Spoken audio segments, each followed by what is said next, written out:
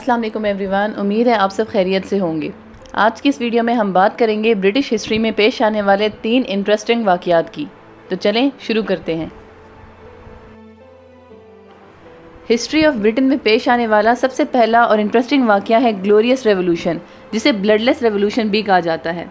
1685 में Charles second की death के बाद उसके भाई जेम्स सेकंड ब्रिटेन के बादशाह बने। जेम्स कैथोलिक फेथ के फॉलोवर थे। उनके इस फेथ से इंग्लैंड में किसी को प्रॉब्लम नहीं थी, लेकिन जेम्स ने लोगों को फोर्सफुली ऑर्थोडॉक्स से कैथोलिक में कन्वर्ट करना शुरू कर दिया। जेम्स ने बहुत सारे लॉज और एक्ट्स में भी चेंजेस की, जिसमें सबसे इम्पॉर्टेंट एक्ट था टेस्ट एक्ट।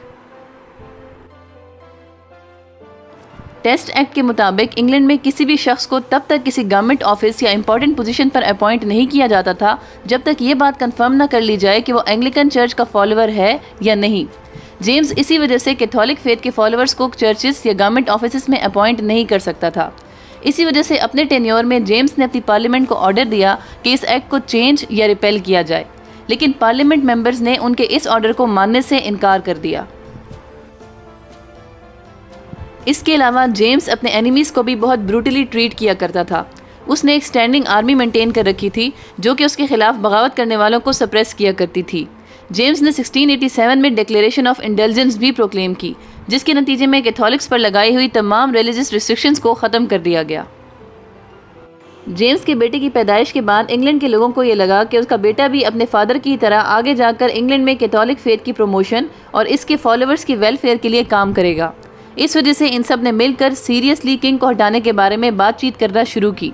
इसके बाद 7 ग्रेट मैन ऑफ इंग्लैंड ने, जिसमें चर्च और 2 इंपॉर्टेंट पॉलिटिकल पार्टीज विग और टोरी के रिप्रेजेंटेटिव्स भी थे, ने जेम्स की बेटी और उसके हस्बैंड विलियम को स्पेशल मैसेंजर के थ्रू इन्विटेशन भेजी कि वो अपनी आर्मी के साथ आएं और इंग्लैंड के लोगों को जेम्स के टायरेंट रूल से आज़ाद करवाएं।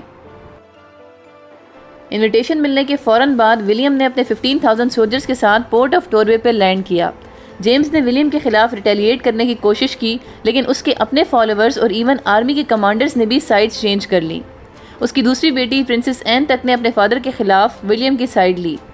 जेम्स ने अपने लोगों को कन्विंस करने की बहुत कोशिश की, लेकिन दिसंबर 1688 में अपनी वाइफ और बेटे समेत उसे इंग्लैंड छोड़कर भागना पड़ा।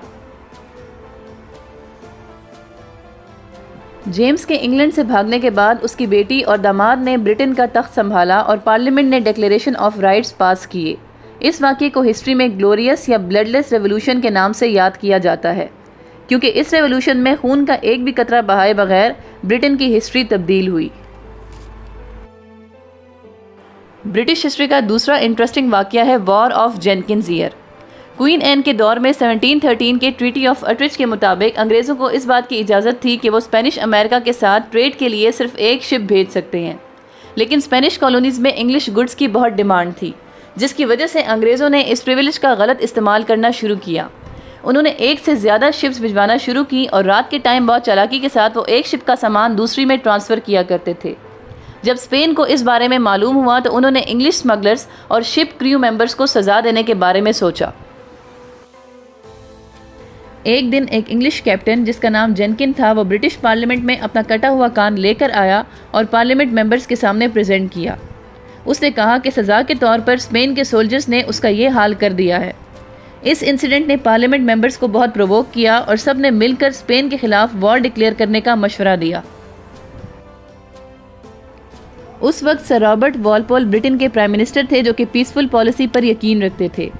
वॉलपोल ने इस मामले को पीसफुली सॉल्व करने की कोशिश की, लेकिन कंटिन्यूस प्रेशर की वजह से इंग्लैंड ने 1739 में स्पेन के खिलाफ जंग का ऐलान कर दिया। लोगों ने इस स्टेप को बहुत अप्रिशिएट किया, लेकिन वॉलपोल इससे खुश नहीं थे। ये वॉर कुछ अरसे तक कंटिन्यूड रही और कुछ वक्त के बाद बगैर किसी नतीजे के वॉर ऑफ ऑस्ट्रियन सक्सेशन में मर्ज हो गई। इस वाक़ये को हिस्ट्री में जेनकिन ईयर वॉर या वॉर ऑफ जेनकिन ईयर के नाम से याद रखा जाता है। ब्रिटिश हिस्ट्री में पेश आने वाला तीसरा और इंटरेस्टिंग वाक़या था सिंकिंग ऑफ टाइटैनिक। 31 मार्च 1911 को तकरीबन 1 लाख लोग आइलैंड हार्बर पर एक अनसिंकेबल शिप कहलाई जाने वाली क्रूज़ लाइनर की लॉन्च देखने के लिए जमा हुए, जिसे रॉयल मेल शिप टाइटैनिक कहा जाता था। टाइटैनिक अपने वक्त की एक बहुत बड़ी और लग्जोरियस क्रूज़ लाइनर्स में से एक थी। 46,000 टन्स की ये शिप एक जदीद तरीन इलेक्ट्रिकल कंट्रोल पैनल, 4 एलिवेटर्स और एडवांस्ड वायरलेस कम्युनिकेशन सिस्टम की टेक्नोलॉजी से मिलकर बनी थी। जो कि मोर्स कोड को भी ट्रांसमिट करने की सलाहियत रखती थी। अनसिंकेबल कहलाया जाने वाला ये टाइटैनिक जहाज़ 14 अप्रैल 1912 की रात को साउथहैम्पटन इंग्लैंड से न्यूयॉर्क जाने के लिए अपने पहले सफ़र पर निकला। इस पहले सफ़र के सिर्फ 4 दिन बाद टाइटैनिक न्यू फाउंडलैंड के कोस्ट के करीब एक आइसबर्ग से टकराया और डूब गया। इस वाक़ये के नतीजे में ऑलमोस्ट 1500 पैसेंजर्स और क्रू मेंबर्स की डेथ हुई।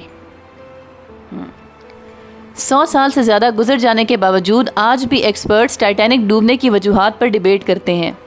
नेशनल मैरीटाइम म्यूज़ियम में टाइटैनिक हादसे में बच जाने वाले लोगों की बेशुमार कहानियाँ आज भी मौजूद हैं और मुख्तलिफ एग्जीबिशंस में उन्हें हाईलाइट भी किया जाता है। इस वाक़ये के बाद से ही तमाम शिप्स के लिए ये बात कंपल्सरी की गई कि वो ऑन बोर्ड लोगों के लिए लाइफ बोट्स लाजमी रखेंगे। रेडियोज़ को 24/7 ऑन रखने के साथ साथ एक इंटरनेशनल आइस पेट्रोल भी इस वाक़ये के बाद इस्टेब्लिश की गई। सिंकिंग ऑफ टाइटैनिक या टाइटैनिक के डूबने के वाक़ये को one of the worst maritime tragedies consider किया जाता है। आज के लिए बस इतना ही। उम्मीद है ये वीडियो आपको इन्फॉर्मेटिव लगी होगी।